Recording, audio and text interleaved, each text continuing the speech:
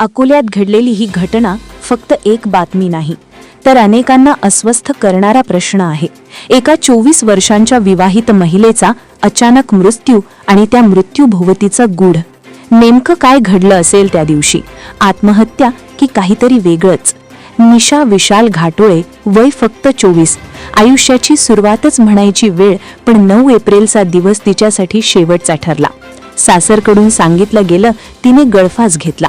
पण जेव्हा माहेरचे लोक तिथे पोहोचले तेव्हा त्यांना घरात जाऊ दिलं नाही, मृतदेहही पाहू दिला नाही.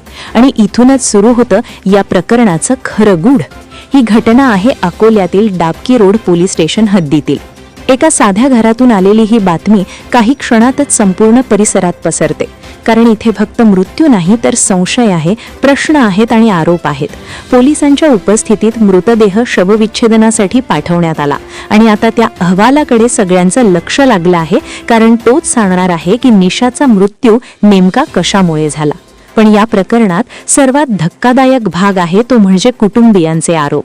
निशाच्या वडिलांनी स्पष्ट सांगितलं आहे की तिचं लग्न 3 वर्षांपूर्वी विशाल घाटोळे याच्यासोबत झालं होतं. लग्नाच्या वेळी सासरच्या मागणीनुसार सर्व काही देण्यात आलं, पण त्यानंतरही छळ थांबला नाही. उलट दिवसेंदिवस वाढत गेला. पती, सासू, सासरे, दीर, वहिनी आणि आजी सासू या सर्वांकडून तिला सतत त्रास दिला जात होता. मानसिक ताण, शारीरिक छळ आणि आर्थिक मागण्या. 2 लाख रुपयांची मागणी वारंवार केली जात होती. फक्त पैशांपुरतंच नव्हतं, तिच्या व्यक्तिमत्वावरही वार होत होते. रंगावरून टोमणे, अपमानास्पद शब्द, तुला विकत आणलं आहे असे बोल.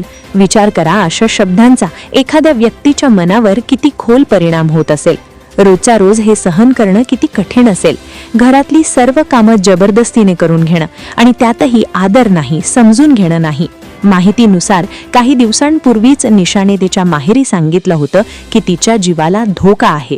ही गोष्ट खूप महत्त्वाची आहे, कारण जेव्हा एखादी व्यक्ती आधीच धोका व्यक्त करते आणि त्यानंतर अशा परिस्थितीत तिचा मृत्यू होतो, तेव्हा तो केवळ योगायोग मानता येत नाही. या घटनेनंतर नातेवाईकांनी तीव्र संताप व्यक्त केला आहे.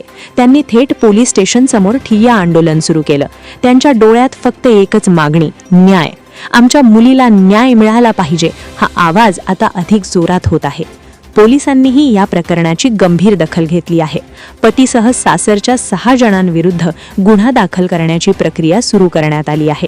भारतीय दंड संहितेच्या कलम 498A आणि 306 अंतर्गत कारवाई केली जात आहे. आरोपींचा शोध घेण्यासाठी विशेष पथक रवाना करण्यात आला आहे. तपास सुरू आहे. पण या सगळ्यात एक मोठा प्रश्न उभा राहतो. आजही आपल्या समाजात अशा घटना का घडतात? लग्नानंतर एका मुलीचं आयुष्य सुरक्षित असावं असं वाटतं, पण अनेक वेळा तिथेच तिच्यासाठी संघर्ष सुरू होतो. हुंडा, अपेक्षा, अपमान या सगळ्यांचा शेवट नेमका कुठे होतो? निशाची ही कहाणी अनेकांना विचार करायला भाग पाडते. कितीतरी मुली आजही अशाच परिस्थितीत जगत आहेत. काही जणी आवाज उठवतात, मदत मागतात, पण काही वेळा तो आवाज वेळेत पोहोचत नाही आणि मग उरतो तो फक्त पश्चाताप.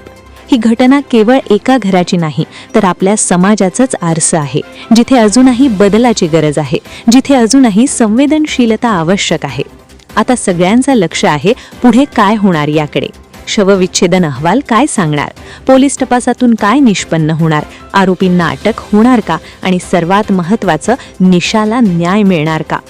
तोपर्यंत ही घटना प्रत्येकाला एकच प्रश्न विचारते, आपण खरंच बदलत आहोत का, की अजूनही अशाच कहाण्या पुन्हा पुन्हा घडणार राहणार आहेत? तुम्ही पाहता अलर्ट महाराष्ट्र न्यूज. धन्यवाद.